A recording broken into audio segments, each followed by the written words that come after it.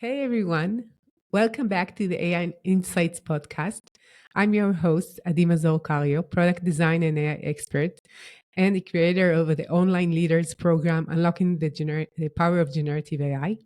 And today we're diving into a crucial topic that's on everyone's mind: the potential risk of artificial intelligence, particularly with the rise of the powerful generative AI models.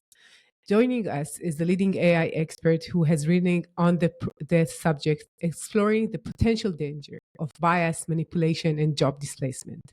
We'll be dissecting how we can navigate these risks while harnessing the incredible power of AI for good. So now we can start. Hi, Roya. How are you? Good, good. Thank you so much. And thank you for the beautiful introduction. I really appreciate that. I would Sure. be more than happy to talk about how we can utilize the benefits of AI while also being so mindful of how it can pose risk to our society. Sure. And Roya is a generative AI research and scientist, and we can start. So you wrote an Absolutely. article on AI risk, and I read it, and it's really interesting.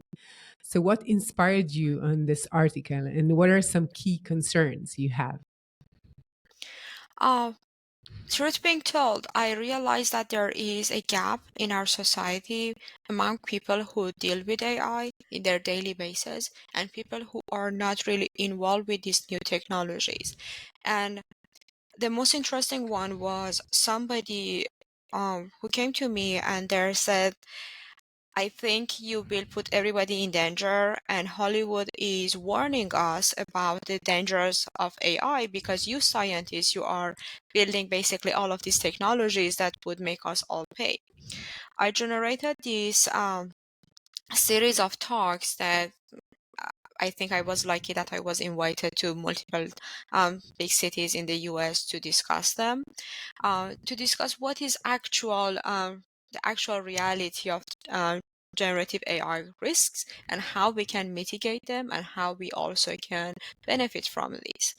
Um, Spoiler alert, this is not what Hollywood portrays as robots marching down the street and or like we have this crazy super intelligent that tries to kill us or take us slave.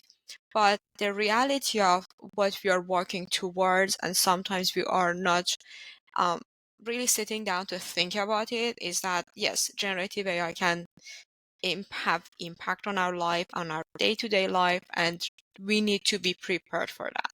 We need to have a society that is educated, and we need to have laws and regulation that saves us from what can go wrong. Yeah. I think that in many cases we see technological advancements and people working in technology, and they're so enthusiastic about the potential of this big thing that it's always the discussion of what we could do with this technology, and the discussion of what we should do with the technology is like it's not there. Almost maybe aftermath would be done when we're thinking what was the result, as we have right now with social media or mobiles. But while it was created, I don't think anyone really thought thoroughly on the implications on society. Do you think that right now with AI, which is even bigger than what we had before, do you think people are thinking about it more? Um, Let me, I have multiple comments about that. Have you watched Oppenheimer last year when it was on its boom? No, I didn't see the movie, but my son saw it, so I got a recap of the movie. I think Oppenheimer brings it really to the screen that the scientist community they get so excited exactly about how things are going and what type of advancement that they can make that sometimes it gets pushed back on, okay, let's actually think about what are the implications of what we are building here on on other people, like those who are not scientists, those who are not immediately involved with it. Um, but at the same time, and I know that's a comment from every crazy scientist, but I rather it to be me building it than somebody else who actually has malicious intentions. So by no means I'm on the side of let's stop science and stay and think about what we are building. There is no way that we can stop everybody from like building the science, advancing the technologies, and if the good people stay behind, then we don't have enough of forces to eventually control what bad can come from it, right? That's one aspect of it. The other part of it is that I think it doesn't require the scientists just to think about them, because whenever I sit in a scientific community, everybody's talking about it. Everybody's talking about all of the risks, what can go wrong, and what we are implementing right now to make sure that nothing goes wrong, right? But we need the society to get there. And that is the broken pipe right now. That is the broken piece of this puzzle, to make sure that even if all of the scientists make sure that they are doing the right thing, unless we have people who are enthusiastic about this and they wanted to know more and they wanted to be ready for what is coming next, we cannot make the law change. And if we do not have the laws and regulation, then we are actually in a disadvantage, because Yeah. then the people who are uh, basically not really in power, they would be the one who suffer the most. This Yeah. is in one society, but also like on Earth, as humanity, we need to think about this, because the compute and data that we are utilizing right now, it's burning the Earth.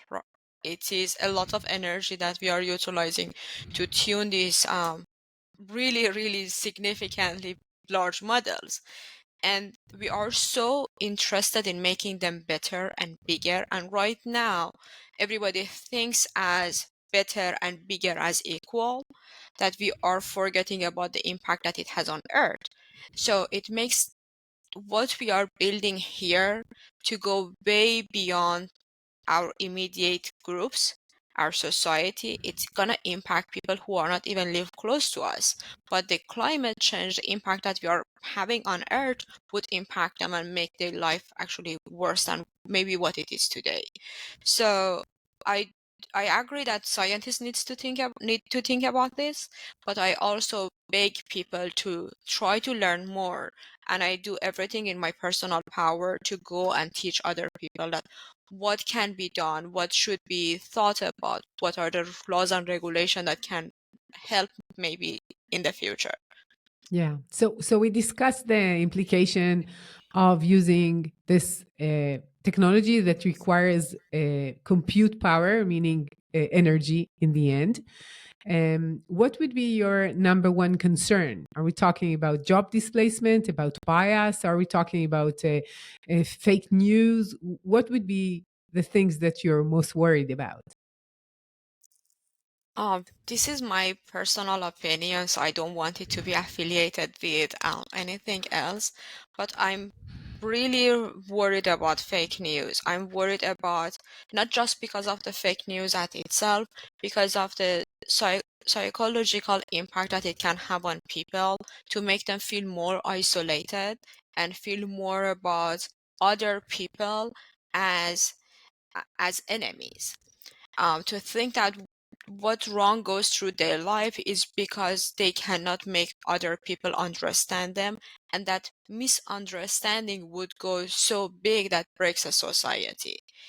And one interesting example that I saw personally was there is this robot that there is a like electrical glitch, and it stops working, and it's in an exhibit, and this robot is supposed to get the boxes and put them in a shelf, and then middle of the job, which is obviously like a mundane repetitive task, the robot stops working and like falls down on the floor.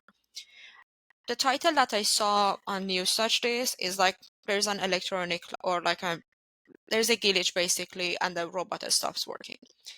And somebody showed it to me, and it was the emotional burden of the repetitive task made robot like suicide. commit a suicide. It's the same news, right? The content is the same thing, but the title is so different and so targeted toward people who wanted to hear something different that actually makes them to have evidence toward what they are thinking.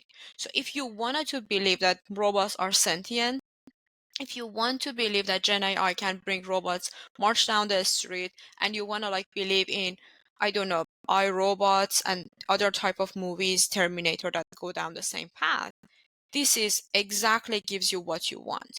When people are talking about this big tech company who fired one of their employee because they wanted to be the whistleblower on sentient AI, while they just played into the game of basically the generative AI and how they wanted to be positive. So if you ask them something, whether they are sentient or not, because they wanted to be positive, they reply to you as they are. So that is something built into them. But this type of news can really work into the narrative that robots are sentient and we are building them and they're gonna to basically like eliminate humanity. This type of disparities and the digital silos that we are building through recommendation system, it essentially eventually make all of the societies to reach to a breaking point, because we push people toward the end of this spectrum. I love to think Yeah. that maybe like 20, 30 years ago, if you were bored, you would go out to a cafe or to a bar and you would grab a drink with somebody who might not think immediately like you, but sharing that drinks made you to find a common ground. But right now, you sit behind your computer or you scroll through your uh, cell phone and you see what you wanted to see to hate the others who don't think like you. And you watch movies that are really curated for what you wanted to watch. If you want to watch a certain topics, that will be the only thing that would be provided to you. So you never get to exercise your mind to think about what others might experience, what others might think. Yeah. But That is something that can bring the whole world to a chaos and yeah. scares me the most. Yeah. But I think that your example is very similar to what we currently have in social media, that everybody sees their own reality or version of reality. And the fact that somebody gave this title to the robot is something that we have like in regular news. They're telling the story the way that they want it to be heard and from the point of view that they want to share. I think that the case that AI would create something that is totally artificial, like artificial art, artificial um, news, artificial articles, artificial music, everything, and people, of course, characters that you relate to, it means that your understanding of reality would change. You would not know what is real. This is like a real human being, or is just AI playing this person, or an imaginary person, or is this like real news, or is it something that was twisted or manipulated, or is it not existing at all? We would never know, because AI has this capacity of creating easily. Generative AI would create images, videos, and sounds that we would believe that it's true. So it's really easy for us to just imagine taking, currently we have the elections in the US. So it's so obvious you could just take each one of the candidates and make them say whatever you want and share it with other people. Oh, that is true, but something that makes me optimistic about future is a lot of these models, despite being open source or closed source, they are trying to implement a watermark into their generated content that enable us to identify them.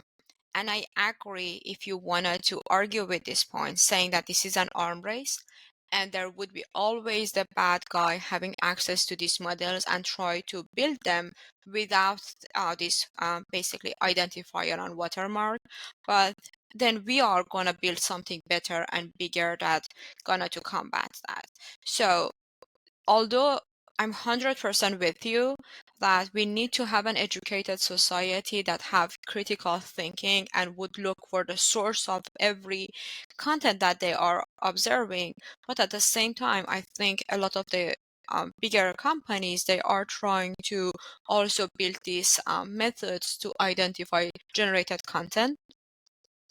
One of the most interesting one that I saw personally is somebody, actually a female entrepreneur founder. She built a essentially an identifier for every recording to make sure that those recordings are not generated, and she utilized those uh, to basically in a court case um, use those recording as evidence, because right now it's a little bit more challenging to make sure that the recording is not generated. So I think this is the good news, that we are identifying this problem and we are trying to find remedies, but the risk is always there that somebody can come with a bigger and better model and they don't want to include any of the watermarks. It brings it all back to having an educated society, a society who wants to know and who tries to communicate. Yeah, but if you're thinking about the society right now, I don't think it will change that much in the next like few years. People first, they want to believe what they see, and they get the news right now or what they see on TV, whatever reality shows, whatever, and they see it as the truth. And I don't think that they have the energy or even the capabilities to really know what is true. So is it something that is it the real story, or somebody is telling you the story that they want you to hear? And it's going to be much harder when you have these tools that everybody could reach, a tool that is like less that don't have these watermarks or these restrictions, and could create it in mass uh, um, capabilities that everybody could get that. So we just need to share it really widely. And as I see it, I think that most people don't really, they know it could be done. You know, I see my kids and everything that I send them, they say, oh no, it's fake, it's fake. It's like they're used to questioning everything. But I think it will demand so much from us to really know what is really out there. Did this politician say that or not? Did I we really? 100% agree with Yeah, you. it's so hard, and it's like, as I see it, I think it will demand from us as human beings something that is that could impact the way that we see the world. Just just questioning: is it true? Is it like truth? Is it what we see is real? And do you know? Did you hear about this person who was he is a finance person that was a fraud? That somebody imitated his boss. Do you know that he called I a heard Zoom similar call? story that the guy lost $20 million because Right. they thought the boss wants them to pay the money or Yeah. something. So he talked on a Zoom Absolutely. call to several of the managers and the CEO, and they were all AI creations, taking the images of these people that he trusted, and the boss in the presence of all these people in the Zoom call, they were all fake, other than the person who really did that, who listened to the AI. And he was asked to transfer I think 20 million into a certain account, and he just did it in the end. And I think that we're just starting to see all the frauds and um, all of these stories just starting, and I know that somebody called as a mother of someone that needed help, or a friend of someone, and you don't really know who you're talking to. I agree. I heard that people are like in families even are starting to have code words on something that is really, really random and nobody can think about. Like, um, the funny one that I heard was a purple watermelon with orange seed. And it's funny, but at the same Yeah. time, that can be something that you cannot immediately build with an AI. But I 100% agree. The threat of cyber security attacks with AI, with Gen AI, is really real, and it's really happening right now. The reason for that is, previously, if I wanted to target somebody, I needed to go through all of their social media as a person to go and figure out what is their wants, what is their needs, who are the people that they are associated with them, build a story to be able to attack and like basically scam that person. Right now, you have access to all of their digital footprint because you are not a person. This attacker, this agent is not a person anymore. They have the access to all of the internet. They can build model, or model can be built that can mimic somebody's face, mimic somebody's voice, mimic somebody's behavior, because we have access to a variety of people personalities, and we can match based on somebody's want to what personality they have. We also have access to their relationships, like everything that we put out there on social media. You have the full package to mimic somebody. So unless we make our society educated and known about all of these, we are in disadvantage. But while you were discussing this, you mentioned a point that I think you nailed it. We are our society might not want to know because it's easier to believe what you see and the reality that you are used to. And I think we are going backwards with a lot of trends that we see in the social media. Um, I don't know if I can talk about this a little bit, but a few ones that I see and they particularly bother me as also a women advocate, or a lot of content that are fed to our younger generations about a stay-at-home girlfriends or traditional wives, that basically they promote the idea that women should be financially depending on men. And I think if we go back a little bit, a study deeper, it brings the idea that I want to have a easy life with no responsibility and with no effort. So I'm taking the risk, but I just wanted to believe in this life that nothing goes wrong. I think if the society wants to stay in that stage, that believing we can have a good, happy, easy life with no effort, we are actually going to be at disadvantage with AI as well, because it's easier to believe what we see. It's easier to believe anything, any content that brings to us. And if we believe that this is our society, unfortunately, we are going to get to a breaking point. And Yeah. that would be the chaos that I'm deeply afraid of. Yeah. And let's talk about bias. The fact that most of the information that we have right now, the digital information that we have, comes from the Western society that uses technology for very long. And the information is very biased because people are biased and they created this information. You have many more images of men or white men on available on digital platforms, and these platforms would be the source of the data used for these models.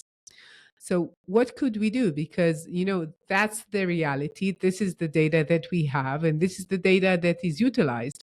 Could we invent data? Could we change currently is the situation online? What should we do in order to um, understand bias and do something about it? That's a really, really interesting point. And I really appreciate that you are recognizing the fact that we deal with this bias in our daily life, and this exists in our society, and it's just being magnified when we are seeing it in AI.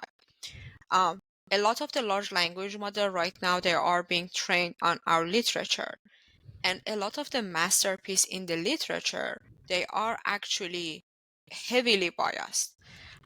There are a few of the masterpiece on still on a screen.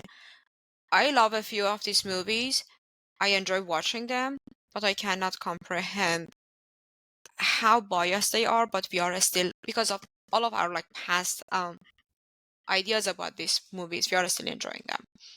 Yeah. But And just thinking about the writers, who are the writers of all this literature? It's a very absolutely, specific part of society that is writing something that would be in these libraries that we're using, right? absolutely. We are teaching these machines to learn from us, but we never sat down and sift this information to make sure that these machines are not learning the bad things. We have a history that is not so glorified. Like, not everything in our history is right. Humanity made mistakes, and we are still teaching the model with everything that humanity has done. It requires effort to make sure that the data that we are utilizing is not biased. And there are methods to actually do that. There are distilling, there are fine tuning that we can apply on the models to make sure that they are not going wrong. Essentially, you build the model and you try to find the flaws, and you generate a curated subset of the data to retrain the model, or you, to your point, you generate synthetic data that can be utilized to match or basically balance the data that you already have, or you build guardrail for this model to make sure that the response is not harmful or hateful or essentially be biased. All of these require effort. And as long as we don't want to, we as long as bias is not a concern for everybody, it is not going to happen. I want to give an example. This is my analogy. Um, we choose where to go shop. A certain company might have a higher price tag, but that other cheaper price tag might come from association with child labor or forced labor or bad working environment. And I at least think, and I put it on my conscience, that whether I want to like pay that extra money to have my conscience at peace, or do I want to go and buy the cheaper stuff that might be because of breaking the back of a 6 years old who has to stay at the sweatshop and work. If the society comes to the conclusion that I rather to pay the higher price tag, I think we can expect the society to also wait and ask the companies who are building this model to actually spend on it, because that brings value and that brings market to the society. I'm overjoyed to say that a lot of European companies, they are actually um, building their business model based on that fact, that they are building models that, one, they save their privacy and security, so none of the data would go back to the parent company, and two, they are utilizing models that are not biased, they are not helpful, and they are inherent in the model, not any guardrail. We are not talking about patches, we are talking about models that from the get-go, they utilize data that is not biased. Whereas maybe in some other countries, the mindset is still on, let's make it cheaper so everybody can use, even on the cost of the output to be biased or hateful or harmful. So Yeah. I think we need to get there, but maybe not everybody is still on the same page. Yeah. I think that most people are not aware of the fact that it demands lots of efforts and resources in order to make it more equal or less biased. And I think that it has this like, there is a question mark here, because on one side we don't want to rewrite history from scratch, saying like, yeah, there was like things that people should not have done, but now we're starting from, from blank slate, nothing was there, and then we're just denying our history and our humanity. And on the other side, we want to create a different future. And just to understand what that means, and what is this information that we're striving to have, and is it manipulating truth, or is it trying to imagine what could be if we were different humans, or building machines with different people as their source? And it's not that obvious, right? I think about the AI systems as children.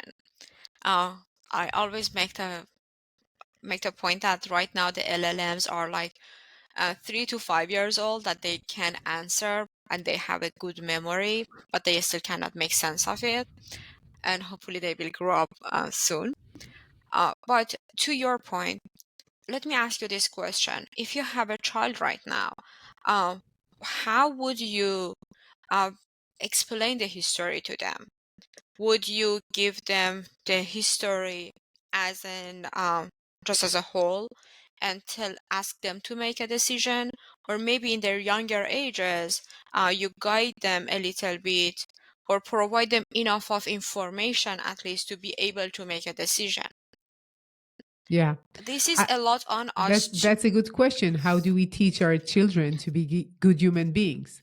That's E- the real question, right? exactly. And the thing is that the discussion right now is held in the hands of technological people, right? People who build these machines. I know that you mentioned Oppenheimer, and I know that Sam Altman mentioned the book of Oppenheimer, and he says that it's next to his like bed, just waiting. And yeah, Oppenheimer helped build the atomic bomb, and what we're creating right now has implications on humanity, which are very big. But is Sam Altman, and I have nothing against Sam Altman or anyone else in technology, but are they the people who need to create something so substantial based on the fact that they're good in technology?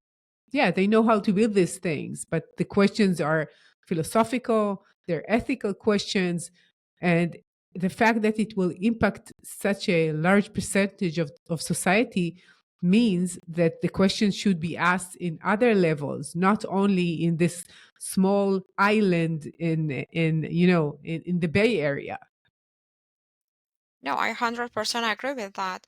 I agree with the part that we need to ask these questions, but by no means I wanted to promote to stop the advancement, because we can have this argument on the surface, but there are so many other companies that their name of their leaders is not known, and they already have like malintentions and nobody knows about them, and they will advance building. I Hmm.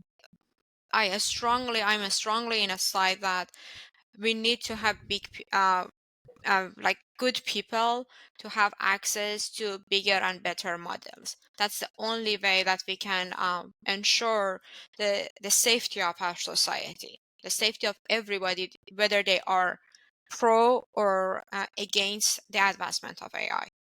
Yeah. What are And some of yeah? sorry, go ahead.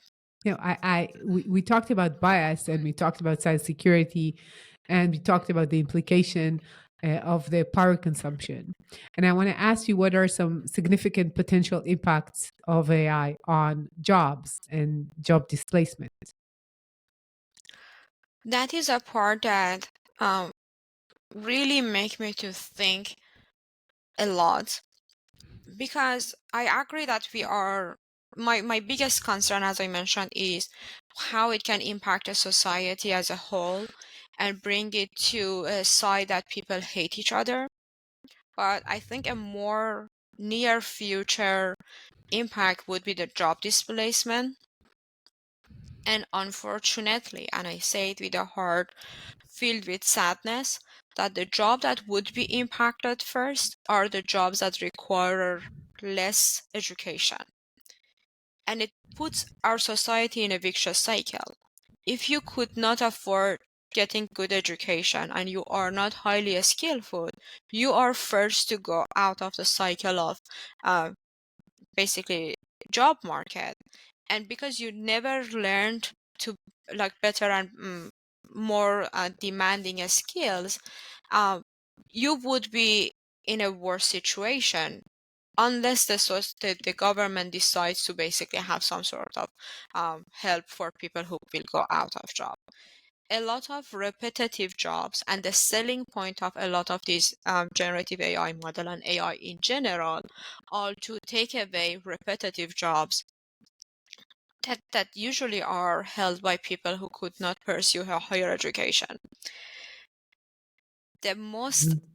I think, heart-wrenching part of it is that education is expensive. If education was a choice and you decided not to pursue education, I would say this is your choice. You are dealing with what you chose in your past. But because education is so expensive, there must be people who are way smarter, way better, highly intelligent. They just could not afford to have a higher education. They could not afford to learn a skill, and they would be the first to go, and they would be um, basically in this grind of transient time of the technology. They would suffer. I Mhm. love to think about that a lot of jobs would be reshaped, particularly jobs, let's say junior lawyers, junior developers, um, administrative jobs. A lot of them would be reshaped, and a lot of the repetitive their aspects of their job would be modified. But we are getting closer and closer to an era that a lot of jobs actually would be displaced, absolutely done by AI. Yeah. And before we get there, we need governments to think about this. Either have systems that provide education, provide learning new skills to people who might go out of jobs, and also to provide them with the basic levels of at least life necessities. Nobody should go hungry, nobody should go without healthcare, nobody should go without a shelter, and nobody should earn this thing by losing their dignity. People should be able to hold on to their dignity and still at least receive every life necessity. Yeah. That is the part that makes it really hard, because then this is not about just sending a paycheck to somebody's home while they are staying at home. We need to rethink how people make money. Yeah. A good Uh, news that I heard on the other side of it, that AI can bring jobs to people who never had a chance to work, was basically a model that could listen. So you have this speech recognition, that the person who are disabled toward their motor skills, they could talk with the robot and guide them to do a certain task that maybe guiding them programmatically is harder, but because there is a human guiding them, that was easier. So we are going to bring all of those jobs, but this transition would be heavy, would be painful, and we need to have um, certain rules, regulation in place to make sure that we are not making our society suffer. yeah. But I have a question. What you said about people who are less educated. I think that we currently see that AI is taking jobs that are really demanding education. Marketing, legal advisors, designers, coders, engineers, financial professionals. So are Physician, these, yes. yeah, yeah. So all of them, there are people who really, they were educated. And right now, in order to be a coder, a junior coder, I could use a co-pilot and say, okay, I don't need all these juniors, and it takes time to train them. And I would do, I know, 30-40% more of what I'm doing right now. So I need less people. And by the way, the people who are doing, like building buildings or building the road, or someone who's doing, like, I don't know, like things that demand manpower, right? These people are less prone to these changes. So I'm not sure if I would take only the people who are less educated. I think it's going to be really wide. The change is gonna be from side to side, as I see it. I agree that it's going to impact everybody.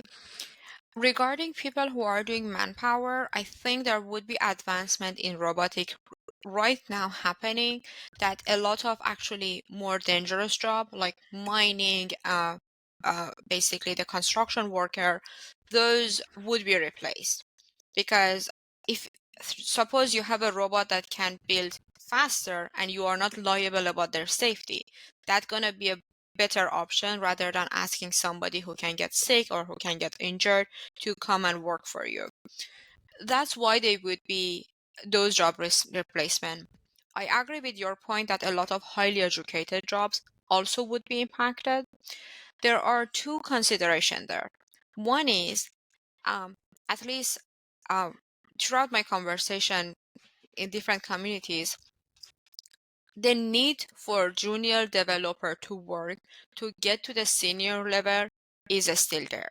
And you cannot use AI to push people from grad students to become a senior developer. You still need that transition. You still need time to make them to learn and evolve to a senior level.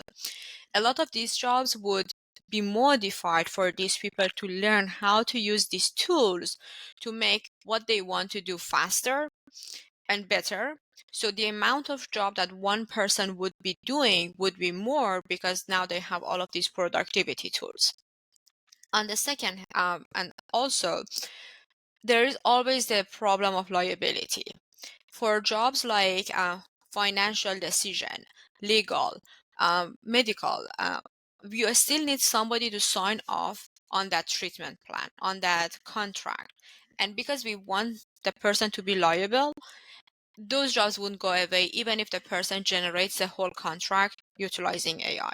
It doesn't mean that it would be forever, but my point being that those would be impacted the last rather than jobs that suppose a secretary job, somebody who just sits down and answers the calls and make sure that the boss's basically calendar is good, those jobs will go away immediately. They are gonna be highly impacted. So what be provided to that person who so provided that service to be able to find a new job? Yeah. That's one side of it. There is also something that you mentioned that you need less developer to do the work for you. That's a question that I have. Are we going to have more and better ideas? And that's my optimistic view. Or are we going to expect our society to grow with the same rate, grow from a technological and like a career perspective, that people who are skilled will go actually out of jobs because there are less work than the applicant? I'm hoping that we have better ideas, more ideas that we wanted to build, and now we have enough manpower to actually build them because people are not doing redundant, repetitive tasks. But there is also this fear that maybe we feel like enough is enough and we just need maybe now one developer to work 40 hours a week, and then the other two developers, there is nothing for them to do. I hope we Yeah. stay at the first one. I hope that Yeah. we think about ideas that can make the whole world better. Yeah. And I want to add one more point in here. There are so many work that we can be done that are not immediately in our society, in our country. And I'm hoping a lot of us sit in ourselves that go and build somewhere else if we cannot find what we wanted to build where we immediately live. Even if it's not to physically move, but we can have impact somewhere that uh, actually we can see the impact of our work. Yeah. I think that there are two more points that comes to my mind. First, nobody said we have to work that much. That's one thing. Maybe we need to work less. I don't know I'm a what. workaholic, so I don't think about that Yeah, point. I love working too, but I think that's a question. Who decided that we need to work that much? That's one question.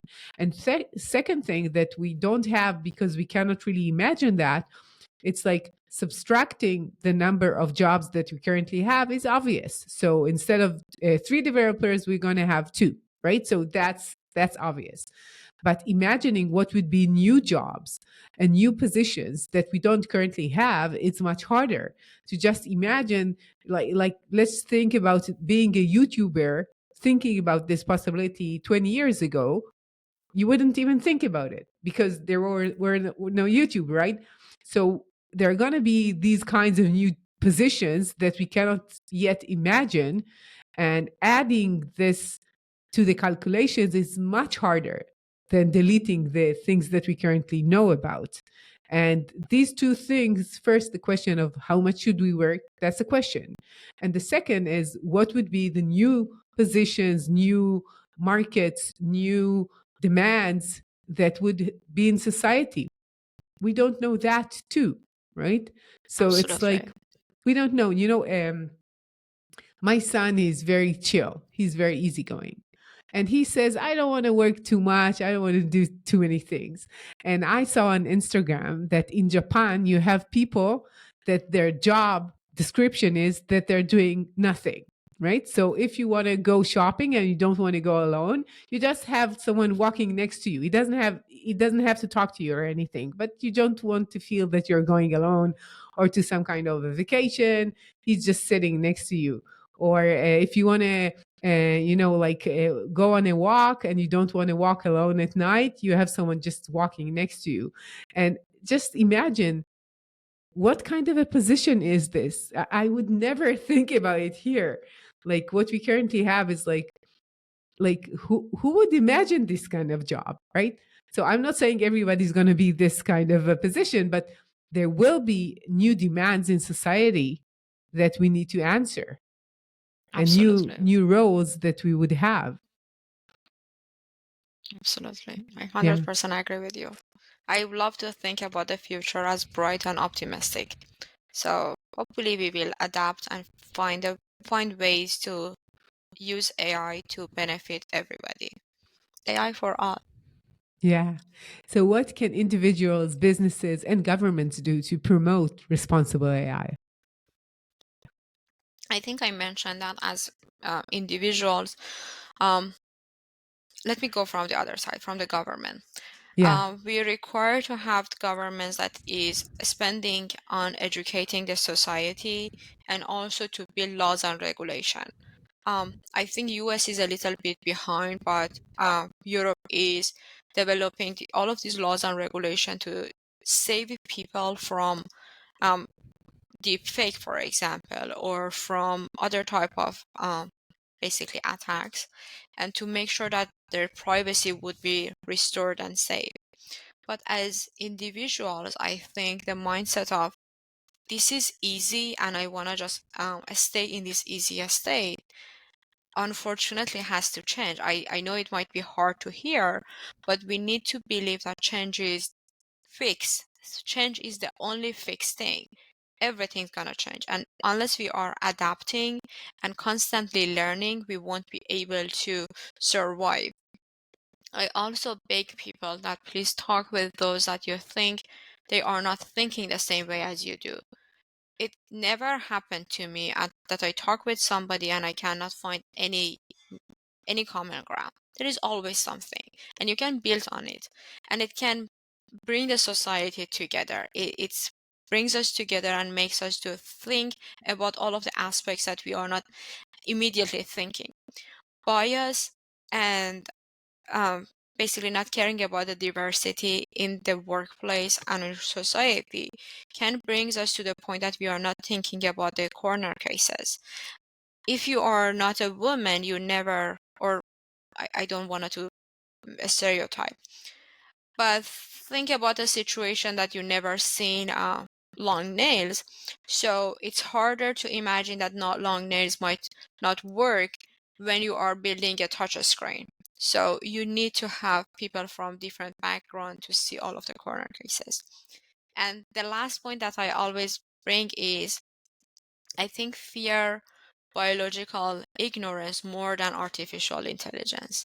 I think we are more harmful to our society if we don't want to be careful than what artificial intelligence can do ever. I see. So what's your number one tip for leaders today? For the leaders, I think bring more people who are disagreeing with you. If Yeah. everybody says, if everybody thinks you are right, you are surrounded by people who are not honest. Yeah. I think that in general, it's not only leaders of companies and states, that people tend to talk to people they agree with and they're similar to Yes. them. And it's more comfortable, and it seems that everything is flowing easily. and even faster when you have these people around. And you see it in startups, in businesses, in politics, governments. You see it all around that when somebody gives you another idea, you could either take it and say, okay, I need to consider it. I don't have to agree with everything, but I could consider something that is really different from what I see. Or you could say, no, like, this person is completely wrong, and what I see is the total truth, and that's it.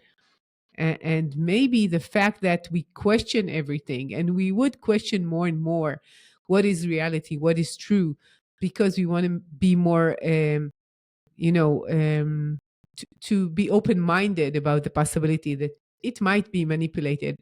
Maybe in this way, we would think twice before saying that this is the total truth, and being, black and white, one sided, and that's it. I So maybe it will 100% change agree with this you. way. So thank you, Roya, for your time. Where could people hear more about your work and contact you? I think I can provide you with my LinkedIn, and I'm also based Yeah. in Boston. I lead a lot of community events. I would be more than happy to see you in person, and you can always contact me on my LinkedIn. I have a community and networking time slot on my calendar that you can just go on my LinkedIn and book and talk with me in person. Yeah, it's been a pleasure talking to you, Roya, and I really enjoyed our talk. And I wish you best of luck with all these ambitions. And you have such a good heart and good goals. So I wish it will be successful. Thank you so much. And it was a really huge opportunity for me to talk with you, learn from you, and thank you for having me. Honestly, I hope that someday maybe I see you here, or maybe I can travel to you and Sure. spend the coffee and chat. Sure. Thank you. And to all of you change makers out there, thank you for joining us. I invite you to sign up to a new online program, Unlocking the Power of Generative AI, designed to equip leaders with the skills to build successful generative AI product. And I'll see you next week with another innovative talk.